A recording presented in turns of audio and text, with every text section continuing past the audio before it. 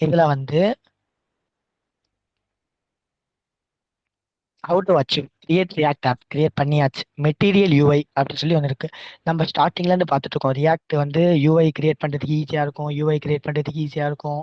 நான் நல்லா ரெண்டர் பண்ணோம் அப்படின்னு சொல்லி பார்த்தோம். அந்த யூஐ அப்படின்னா யூசர் இன்டர்ஃபேஸ். சரியா? யூசர் இன்டர்ஃபேஸ் என்னதுன்னா உங்க கண்ணுக்கு முன்னாடி இங்க தெரியுது பாத்தீங்களா, இது எல்லாமே யூசர் இன்டர்ஃபேஸ் தான். இது எங்க டிசைனர் உட்காந்து டிசைன் பண்ணது தான். ஓகேவா? இப்படி இருந்தா யூசருக்கு நல்லா இருக்கும் இன்டர்ஃபேஸ் பண்றதுக்கு அப்படின்ட்டு. இந்த இன்டர்ஃபேஸ்ல நாங்க வந்து என்னென்ன வைக்கிறோம், பட்டன் எப்படி ஸ்டைல் பண்றது, அதெல்லாம் எப்படி வைக்கிறது தான் யூஐ. ஓகேவா? இப்போ வந்து நான் சிம்பிளா என்ன பண்ணியிருக்கேன்னா, ஒரு நேவ் பார் வச்சிருக்கேன். நீங்க எந்த வெப்சைட் போனாலும் உங்களுக்கு வந்து கண்டிப்பா வந்து நேவ் பார் இருக்கும். நேவ் பார் எதுக்குன்னா நேவிகேட் பண்றதுக்கு. இப்போ இங்க இருக்கு பாத்தீங்களா, கோர்ஸ் கிளிக் பண்ணா டிஜிட்டல் மார்க்கெட்டிங் எஸ்இஓ ட்ரைனிங் குள்ள போகுது. இது மாதிரிலாம் உள்ள போகுது பாத்தீங்களா. இது மாதிரி பண்றதுக்கு உங்களுக்கு கண்டிப்பா வேற பேஜுக்கு நீங்க ரீடைரக்ட் ஆகணும்னா கண்டிப்பா அங்க ஒரு பட்டன் தேவையில்ல.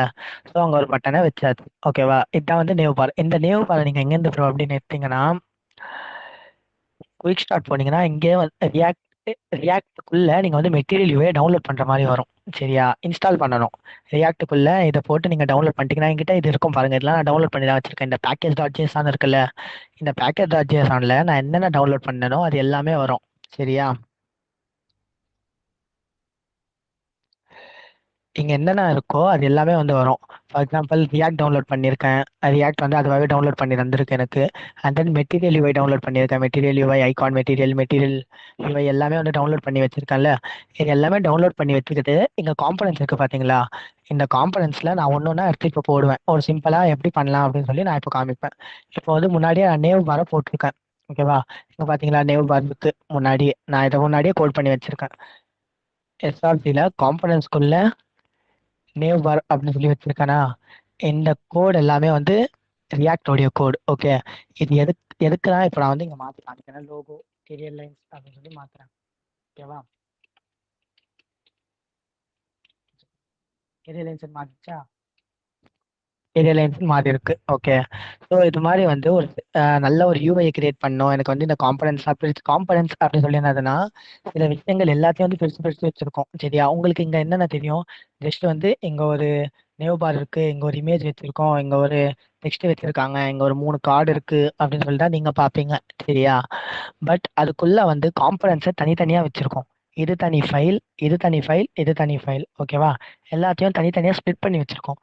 இதை வச்சதுனால எங்களுக்கு என்ன பாசிட்டிவ்னா வந்து, இப்போ எங்களுக்கு இதுல மட்டும் பிரச்சனை இருக்குன்னு வச்சுக்கோங்க. நேவ் பார்ல மட்டும் நான் ஏதாவது மாத்தணும் அப்படின்னு சொல்லி நான் நினைச்சேன்னா, நான் வெறும் நேவ் பாரை மட்டும் அந்த காம்பனன்ட்ல போயிட்டு மட்டும் மாத்தினா போதும். சரியா? அதே நான் ஃபுல்லா எழுதி வச்சிருந்தேன்னா, ஒரே காம்பனன்ட்ல எல்லாத்தையும் எழுதி வச்சேன்னா லைன் ஆஃப் கோட் அதிகமாகும். சரியா? இதுல பாத்தீங்கன்னா இந்த நேவ் பார்ல எவ்வளவு லைன் ஆஃப் கோட் இருக்கு, ஜஸ்ட் 162 தான் இருக்கு. சரியா? அதே நான் இந்த 162 பிளஸ் ஹெட்டிங்ல எவ்வளவு இருக்கு, இதுல ஒரு 35, கார்ட்ல வந்து ஒரு 139 லைன்ஸ் ஆஃப் கோட் இருக்கு. சரியா? இந்த கோட்ஸ்லாம் நான் ஒரே காம்பனண்டா போட்டேன்னா கோட் எப்படி இருக்கும்னு பாருங்க. ஹேண்டில் பண்ண முடியாது. சரியா? அதனால தான் வந்து காம்பனன்ட்ஸா பிரிச்சு பிரிச்சு யூஸ் பண்றதுனால ரியாக்ட் வந்து ரொம்ப ரொம்ப ஈஸியா இருக்கு நம்மளுக்கு. ரியாக்டை வச்சு நம்மளால நிறைய விஷயங்கள் பண்ண முடியும். வெறும் ஸ்டாட்டிக் வெப்சைட் தான் பண்ண முடியுமா ப்ரோ அப்படின்னு சொல்லி கேட்டிங்கன்னா, ஸ்டாட்டிக் வெப்சைட் மட்டும் பண்ணணும்னு சொல்லி இல்லை. நீங்க எதை வேணாலும் பண்ணலாம் ரியாக்ட் வச்சுட்டு. நீங்க வந்து ஃப்ரண்ட் எண்ட் மட்டும்தான் ரியாக்ட் எடுக்கிறீங்க. நீங்க ஒரு ஃப்ரண்ட் எண்ட் டெவலப்பரா ரியாக்ட் டெவலப்பரா போனீங்கன்னா வந்து உங்களுக்கு நல்ல பேக்கேஜும் கிடைக்கும். ஓகேவா? அண்ட் தென் இப்போ நான் சிம்பிளா ஒரு ஸ்டாட்டிக் வெப்சைட் கிரியேட் பண்ணி காமிச்சோம். அதாவது வந்து இதுல என்னென்ன இருக்கு அப்படின்னு சொல்லிட்டு 3 இருக்கு, கார்டு இருக்கு, ஹெட்டிங் இருக்கு, நேவ் பார் இருக்கு. சரியா? இந்த மூணுத்தையும் வந்து ஆப் டாட் ஜேஎஸ் அப்படின்னு சொல்லி ஒரு விஷயத்துல நான் கால் பண்ணியிருக்கேன். இப்போ நான் இங்க ஏதாவது ஒரு விஷயத்த வந்து இதான் வந்து ஆப் டாட் ஜேஎஸ் இருக்குல்ல, இதான் வந்து ஒரு மெயின் ஃபங்க்ஷன் எல்லா ஆப்புக்கும். இந்த ஃபுல் ஆப்புக்கு இங்க பாக்குற இந்த ஃபுல் ஆப்புக்கு இதான் வந்து மெயின் ஃபங்க்ஷன். இப்போ நான் இங்க வந்து இந்த நேவ் பார்